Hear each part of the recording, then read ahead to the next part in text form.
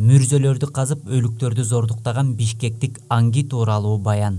30 жылга чукул мүрзөлөрдө көчүп конуп жаш кыздардын өлүгүн зордуктаган Фрунзенин тургунун Кыргызстан эле эмес, Россия менен Казакстандын милициясы да издеген. Белгилүү публицист, милициянын отставкадагы полковниги Александр Зеличенко кылмыш дүйнөсүндөгү жүздөгөн окуяларды эсине тутуп келет. Кылмыш иликтөө бөлүмүндө эмгек жолун баштоо менен шаардык ички иштер бөлүмүн, Ысык көл облустук кылмыш иликтөө бөлүмүнүн Кыргызстандагы баңгизат бизнеси менен күрөшүү кызматын, ички иштер министрин реформалоо борборун жетектеген. Бул бөлүктө Кыргызстандын аймагында коомчулукту дүрбөлөңгө салган кылмыштар туурасында кеп болмокчу. Александр Зеличенконун баянында Анги мындай кылмыштан сексуалдык канаат алып, өз кумарын кандырчу экен. Эң кооптусу рахат алуу үчүн ал мындай нерседен эч качан оолактай албайт. Атактуу некрофилди милиция 28 жыл издеп, акыры 1997 жылы кармаган. Ал дүң болуп турган маалда мен жаңыдан кылмыш иликтөө бөлүмүнө ишке орношком. Кылмышкер бир жерде жашаган эмес, көчүп конуп турган.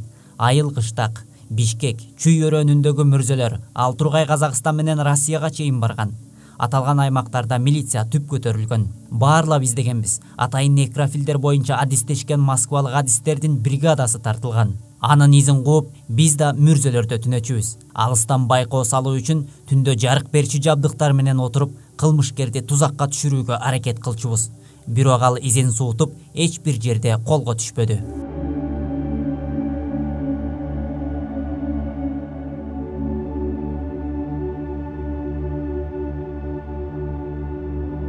Жаш кыздын сөгүн мүрзөгө алып келгенде көмүү процессин ал атайын аңдып турчу экен. Баары узаганда көрдү казып, өз кылыгын кылган.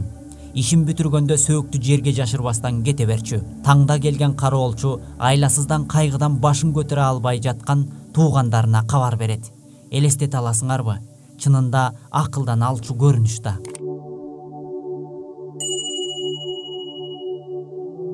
Кимди издеп жатканыбызда белгисиз эле, эч бир из калтырчу эмес. Биринчи жолу өлүк менен катнашка баргандан кийин ушул кезге чейин эмне эңсеп келгенимди түшүндүм деп көрсөтмө берген некрофил Лукьянов.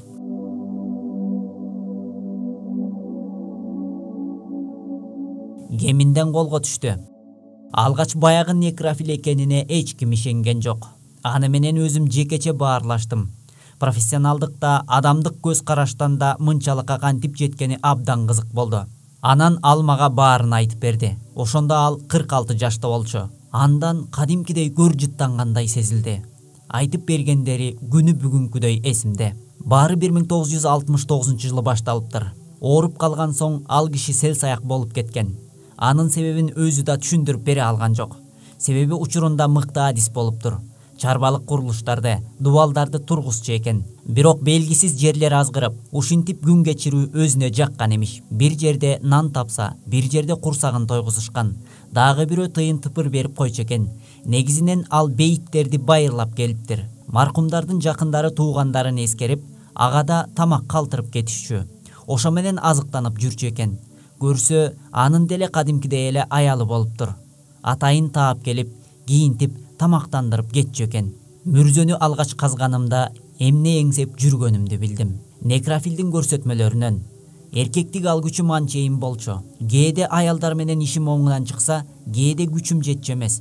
Көбүнчө жолум болбой калчу.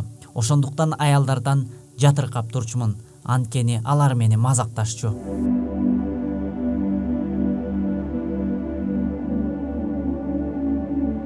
Бейитте түнөп жүргөн күндөрдүн биринде жаңы мүрзөнү байкадым. Жаш кыз көмүлгөнүн окудум. 3-4 ай болуптур. Ошондо эркектик каалоом күч алды. Болуп көрбөгөндөй бир нерсени сездим. Көрдү кадимки итсимал каза баштадым. Болуп көрбөгөндөй кумарландым да, дал ошондо эмнени эңсеп жүргөнүмдү түшүндүм. Анан бүт аймакты кыдыра баштадым. Мындай үрөй учурган, бардык динде жазалана турган кылмыш үчүн менин сары изиме түшүп издешерин да түшүнгөм. Бирок уланта бердим.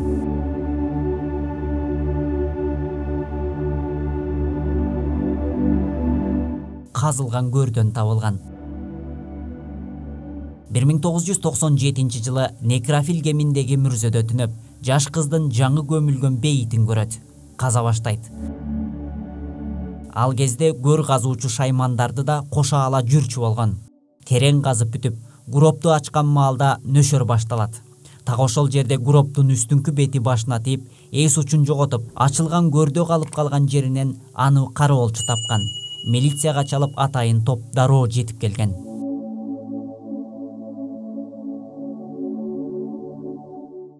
Михаил Лукьянов өгөй атасын өлтүрүп, 48 кыздын сөөгүн кордогон. Сүйлөшкөнүбүздө ал акыл эси жайындагы эле адам көрүндү. Ичимде бир жин отурганын түшүнүп турам. Ушундай туулуп калсам эмне кылайын деген. Илимде некрофилдерди акылы айныгандардын катарына кошушат. Бирок ал кишинин акылы жайында эле, эч нерсе жашырган жок. Эсиндегилердин баарын айтып берди. Узакка созулган тергөө маалында аны Казакстан, Россия, биздин өлкөдөгү да бейиттерге алып барып келишти. Аны дайым атайын күзөт кайтарып жүрчү. Абакта ага кечирим болгон жок. Криминалистиканын тарыхында мындай желмогуздар кылмыш кылуудан өздөрү ооздукталып калган учур болгон эмес. Аларды же түрмө, же оору, же өлүм токтотот. Кемин районунда соттолуп 10 жылга кесилди. Абакта ал асынып алыптыр. Темир тор аркасынын өз мыйзамдары бар. Анын мындай кылмышын эч ким кечире алган жок. Менин эсимде ал кандайдыр бир бөтөн планетанын кишисиндей болуп сакталып калды. Акыл эстүү адам эмес. Эгер совет маалында кармалса, балким аны иликтөөгө ири эмгектер багышталмак. Ал туурасында Чикатило жөнүндөгүдөй жазышмак.